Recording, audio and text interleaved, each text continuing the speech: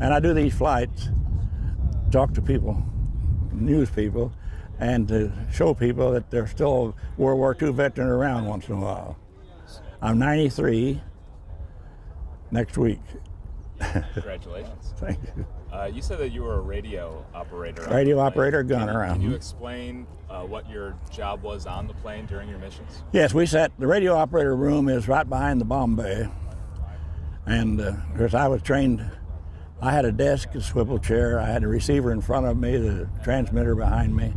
Morse code was the only way to communicate in those days. There were no cell phones, etc. And so you had to be able to send 20 words a minute and receive 20 words a minute in Morse code. So it did all it. And when we made lead crew, I could not leave the desk. I had to stay on there, and I had to send position reports as we went in. And if we saw a flak, he'd say, tell them where that is. And then before we started the bomb run, we had to tell them again that we're at the initial point. And once you start the bomb run, you go about 20 miles into the flak.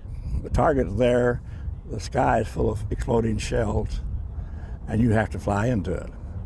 So that's when you learn how to pray, because the bombardier has control of the plane, is a gyroscope on the automatic pilot, and the bombardier has to keep that thing completely level and feed in the information to the bomb site, and we just go through the flak. And they can track us as we go, or they can just fill the sky over the target. Anyway, you're going to pick up a lot of flak, and you're going to lose planes and men. And that was just the way it was. The 8th Air Force lost probably 26,000 men in 3.5 years. You flew 20 missions. I did 20 missions before I was 20. Are there any that stick out in your mind that you... Well, we got hit by fighters twice. And of course, that always teaches you how to pray a little harder, because first we were hit with a 109. He tried to crash into us. When you're flying a bomber, you fly in formation, and it's a high formation, 12 planes, a middle formation, 12 planes, and a low. So you're staggered, and you take up it's called a box formation, and you take up about a cubic mile of it, and fighters can't come through you. So that's the way we flew into it all the time. And then when the fighters come in, they try to rake through there. And if we're tight enough, they can't come through us, but they can come all around us. And we had escort fighters too, the B-51s that protected us. But in this case, they weren't in the neighborhood. And the 109s came at us. And the one that probably the most scariest one was, he was above us coming down from behind.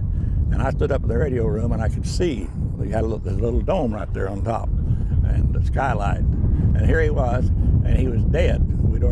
Our gunners had killed him, but that plane was still coming right at us, the lead plane. And I could see his body hanging out there. There's a fellow written a whole book about that one incident. He didn't crash into our plane, but he crashed into the one next to us.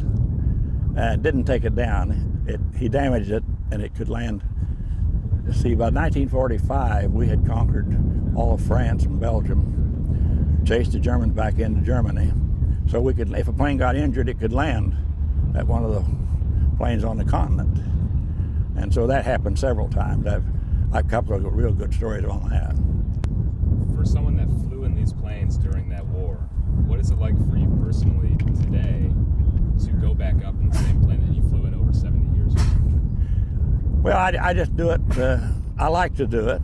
I try to grab the radio operator's seat, sit and look out my little window, and go do it that way, you know. And so I enjoy it. And I've flown 5 or 6 times, and I'll fly today, and I'll fly next week when it goes to Indianapolis. I guess you can enjoy these flights more knowing that oh yeah, it's a friendly flight. One character said, "How did you have the nerve to crawl back on that plane?" I said, "You didn't. Wasn't a question of nerve. You either crawl back on it or you go to jail." I mean, we were under extreme orders that we were going to fly and we were going to bomb, and we had a lot of men injured, and we'd come on the plane. That flak would just explode, and about the size of your thumb, and just come tearing through that aluminum plane. we wore a flak jacket, we wore an oxygen mask, we wore a steel helmet. The flak jacket was about 45 pounds of steel woven into cloth, covered with cloth. So you put it on front and back. And then you had your steel helmet with ear flaps. And then you had an intercom. You had to have oxygen. A lot of people died from lack of oxygen.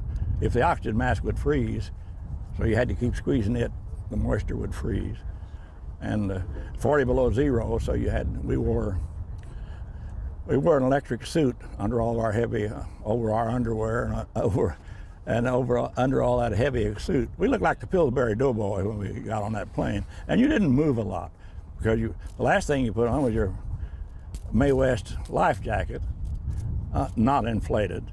And then you put your harness on, and then you had a harness parachute and a pack that you could clip on here.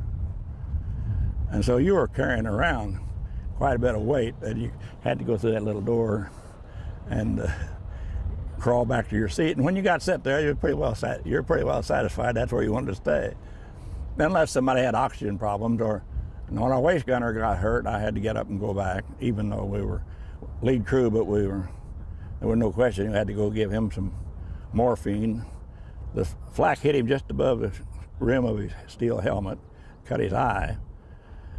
But he bled, but it froze. So we gave him some morphine and wrapped him in a blanket, and we went back to the base. The pilots that had wounded on got to land first. And so when you come back to England, you shoot the red flare, you get to land first. The ambulance is there with the medics. So it was a process that was highly organized, and probably one of the best education systems this country's ever seen, because they trained all of us greenhorn kids to be fighters. In less than a year, we were suddenly crew members on a B-17. Today will be a walk in the park for you. Yeah, oh yeah, this is walking apart.